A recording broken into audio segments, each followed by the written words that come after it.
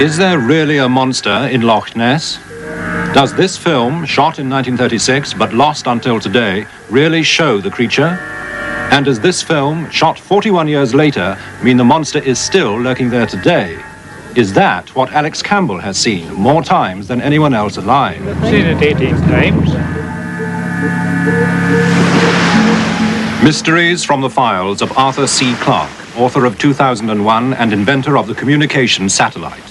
Now in retreat in Sri Lanka, after a lifetime of science, space, and writing, he ponders the riddles of this and other worlds. The monster of Loch Ness is so famous that it's eclipsed all its rivals. Yet there are reports of strange and often very large creatures looming up out of at least 50 other lakes throughout the world.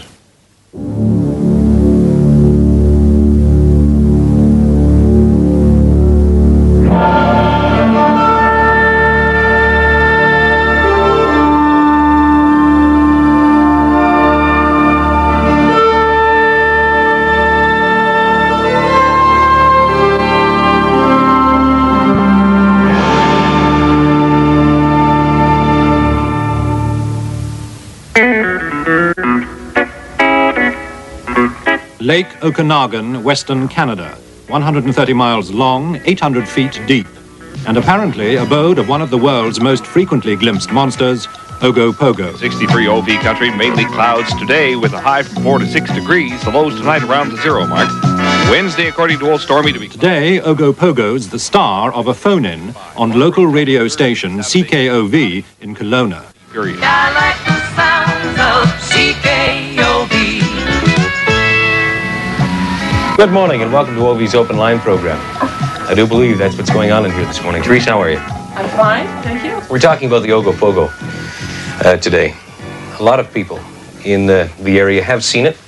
The legend goes on for many years, and we'll be talking to some experts. I believe we've got Arlene Gall coming in. Arlene wrote a book on it. That's right. Well, we're going to go to the phone lines right now. Line 2, good morning. Hello there, Mr. Puglish. Yes, go ahead, sir. You want to know about Ogopogo? I certainly do. Yeah, okay. I had a taxi and I took a passenger to the hospital and then I was coming down Abbott Street. And I got far as about here. I looked to the lake. I was surprised. I seen this thing come out of the water. Well, it's like a horse's head with the kind of horns on it. Well, he was huge, you know, standing up there. Oh my, just like a, you know, like a big serpent.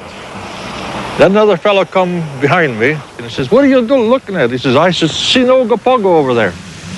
And he says, "Where? Over there." I says, I had the door open in the car and I stepped out just a little bit and they slipped back into the water, see? And he says, "Gee, look at the big waves there." And all we can see is big waves going down there to Fred's place where he had the boat rental. And they disappeared, see? And then I got all excited. I got in the car and I pulled to the willow end. And I told the people, I says, they were having breakfast, "I just seen Ogopogo." And they says, "What the heck you been drinking, eh?" Line 4, go ahead, please. Hello, John. How are you? I'm not too bad. Good. Are you going to give me your name? No, I'm not. Okay. Tell me about I saw Ogopogo off of Sarsens about 4 years ago. Okay, you don't want to give your name on the air. No, I don't. You've told some people, obviously. Yes. Are you afraid that they might think you're a little bit of a... Well, I had some strange phone calls. And I get them every day. That's what they pay me for. Well, I don't get paid for them, so I don't really want any more, thank you. We were up on the beach having a picnic, and my daughter was on the swings when I saw this creature underneath the wharf there. And when I turned around and saw it and realized that it was the legendary Ogopogo, I just freaked out. I grabbed the baby and ran down to the beach, and I guess I yelled over and over, "That's him." She was screaming like anything. She just couldn't believe it. Her face was red and was fishing or whatever it was doing. and it was there for quite some time. Then it straightened out and went along those poles. And as it traveled along, just the 3 humps were showing. And they were from one of those end of those poles to the other in the space. The 3 humps were. It traveled along the beach till about the corner over there, and then it turned and went straight across the lake. Now I would hesitate to go on the lake because it's such a huge thing that I think it could tip a boat over. And not being a swimmer, I would drown, so I haven't been on the lake since. All right, we're going to break from the phone calls right now and introduce to you someone that's well known in the Okanagan Valley, Arlene Gall. Arlene has written a book on the Ogopogo. Good morning, Arlene. Good How are you? Good morning, John. Good morning, Trace. Morning, Arlene. How many sightings have you documented? Literally hundreds. Literally hundreds. When was the first sighting? The very first sighting was in 1852. The first documented sighting in 1852. Okay, 1852, and it's now 1980. Do we take it to mean that there must be more than one Ogopogo? There definitely appear to be more than one. There has been a film that was made, and I think it was back in 1968. It's pretty hard not to believe when you see it right in front of your eyes. Tell us about that film this morning. The Folden film was taken in 1968 by a gentleman by the name of Art Folden. He was returning from a trip to his home in Chase.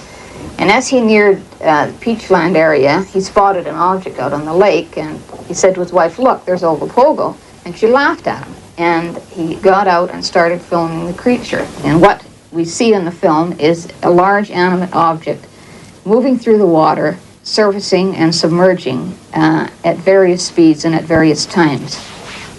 And it also shows the creature taking off at very high speed, producing a massive wake.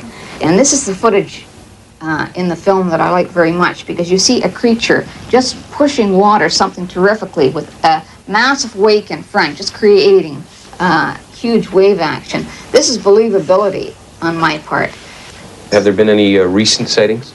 We've had approximately 7 to 8 sightings this year, but we have one that has been the very best sighting. Why? It was the Rieger family. It was a beautiful day. The water was just as calm as glass. And I just took a look across, I could see a big wave coming.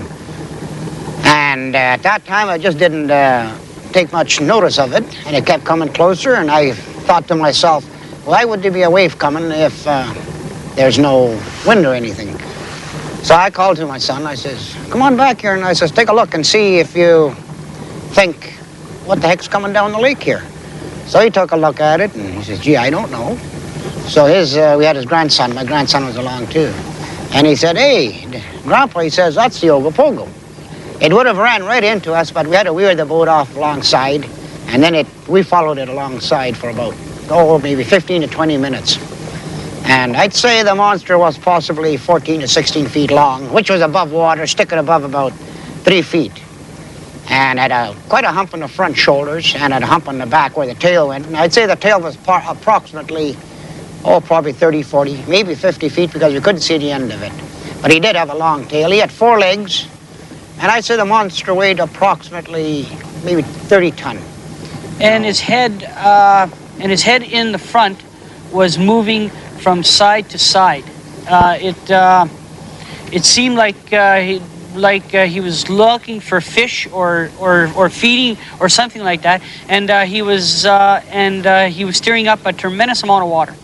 If I would have never seen it, I would have never believed it. And actually, I don't care if anybody believes me or not, but I've seen this animal, and I know it's here, and I know it's a tremendous-sized animal.